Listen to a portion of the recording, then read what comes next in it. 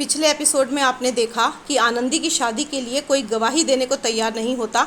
Magistrate वहां से चला जाता है।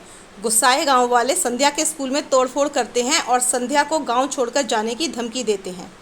अब आगे सारा स्कूल टूटा फूटा पड़ा है। संध्या वहीं बैठकर रो रही है। तभी वहाँ पुरुषोत्तम आता है।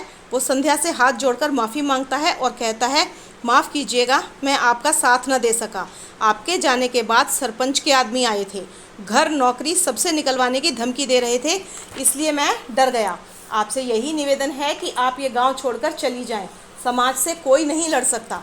संध्या बोलती है, नहीं पुरुषोत्तम जी, आपने मेरा साथ नहीं दिया, इसकी मुझे कोई शिकायत नहीं है, पर मैं यहाँ से डरकर कहीं नहीं जाऊँगी। ये जो लड़ाई मैंने शुरू की है, या तो अब ये लड़ाई ख़त्म होगी या फिर मैं। अगले सीन में दिखाते हैं कि जगदीश अपने दोस्तों को शादी की तस्वीर दिखा रहा होता है। एक दोस्त पूछता है, ये तस्वीर आधी आधी क्यों है? तस्वीर खींचने वाले को आधे ही पैसे दिए थे क्या? इस पर जगदीश गुस्सा हो जाता है। फिर सभी दोस्त उससे मजाक करते हुए कहते हैं कि तेरे सासरे वालों ने तुझे कपड़े तो बड़े ढीले ढीले दिए हैं, उनसे बोल तू टाबर नहीं है, अब शादी हो गई है तेरी। तभी वहाँ मास्टर जी आ जाते हैं और क्लास शांत हो जाती है। अब बिलारिया गांव का सीन दिखाते हैं। आनंदी अपनी माँ के साथ बैठी है और शीशे में बार बार अपनी नाक देख रही है।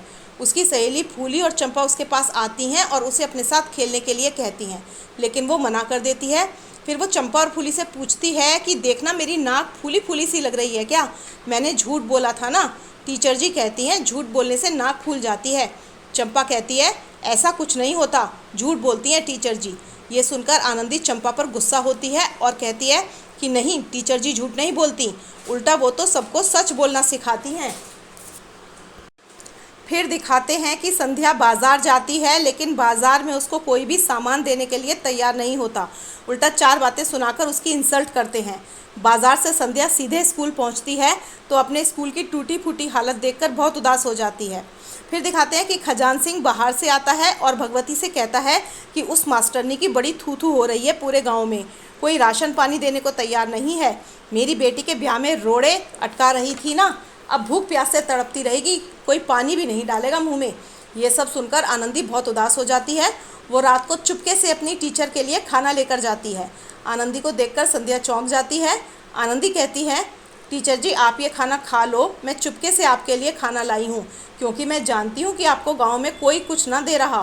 फिर वो रोते हुए बोलती है, टीचर जी आप मुझे शिक्षक दिवस पर टीचर ना बनाना, क्योंकि फिर बच्चों को ये सिखाना पड़ेगा कि झूठ नहीं बोलना चाहिए, और मैंने तो खुद ही झूठ बोला है। फिर वो टीचर को अपने हाथ से खाना खिलाती है और टीचर उसे प्यार करती है। अगला सीन दिखाते हैं कि भैरव आनंदी के घर आता है। खजान सिंह उसका स्वागत करता है। भैरव कहता है कि मैं आनंदी के लिए कुछ कपड़े, मिठाई और खिलौने लाया हूँ। वो पूछता है, कहाँ है आनंदी? तभी आनंदी वहाँ खेलती हुई आती है और भैरव सिंह से पूछती है, आप कब आए भाई जी? भगवती बोलती है, ये भाई जी क्या लगा रखा है? बापूजी बोल और पैर छू इनके। भैरव पैर छूने के लिए मना करता है तो आनंदी कहती है, नहीं बापूजी, मैं पहले ही कर लेती हूँ ये, नहीं तो आपके जाने के बाद मुझे माँ बहुत डांटेगी। फिर आनंदी भैरव सिंह के पैर छूती है और भैरव उसको आशीर्वाद देता है। आनंदी ढेर सारे कपड़े, गहने और खिलौने देखकर बहुत खुश हो जाती है। आनंदी भागकर रानी के पास जाती है और उसे ज़बरदस्ती अपने साथ चलने के लिए कहती है। रानी मना करती है तो आनंदी कहती है, चलो ना रानी जी, आपको मेरी 100, बस कपड़े देखकर चली आना। भैरव सिंह विदा लेकर वहाँ से चला जाता है। आनंदी रानी को अपने साथ लेकर आती है और खुशी खुशी उसको अपना सब सामान दिखाने लगती है। फिर उससे पूछती है कि रानी जी आप अपने सासरे क्यों नहीं जाती? ये सुनकर रानी पूछती है, मेरी छोड़, तू बता, तुझे लेने कब आ रहा है तेरा बीन? आनंदी कहती है, किसी को बताना मत जीजी, मैं ना जाऊंगी उस बंदर के साथ, मुझे वो बिल्कुल पसंद नहीं। इधर कृष्णा दनाती हुई भगवती के पास आती है और पूछती है कि रानी यहाँ आई है क्या? भगवती कहती है, हाँ, आनंदी के कमरे में है। यह सुनकर कृष्णा आग बबूला होते हुए कहती है कि यह छोरी घर का कामकाज छोड़ पूरे गांव में बिगड़ैल घोड़ी की तरह घूमती रहती है। इसके भाई साहब ने लाड़ प्यार में इसको इतना बिगाड़ दिया है, मुझे तो लगता है किसी दिन मुझे कुएं में कुदवा कर ही मानेगी ये। इधर आनंदी रानी को अपनी ओढ़नी उड़ाती है। रानी मना करती है तो आनंदी रूठ कर बैठ जाती है।